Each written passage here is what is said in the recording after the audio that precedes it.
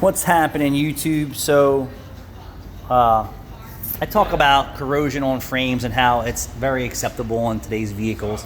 Ford, Chevys, Jeeps primarily. And well, let me just show you. So all frames come with some type of drain hole or jig hole when it comes through manufacturing. And it's not uncommon that they have corrosion that starts to happen. And if you see here, this is still solid, but there's a little corrosion. And this one started to decay away a little bit more. This is completely repairable.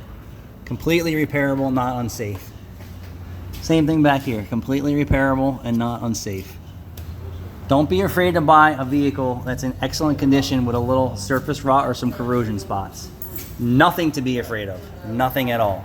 If this was Pennsylvania State Inspection, I would recommend repairs and patches, charge them and make some money, make it secure, make it safer for them, make it better, make it last longer, and preserve the vehicle for that person.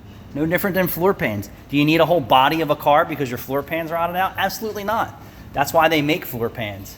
So I don't know why some shops will say, oh, it's too compromised. It's too compromised to repair. Well, I'm going to prove you punks wrong that it's not too compromised to repair.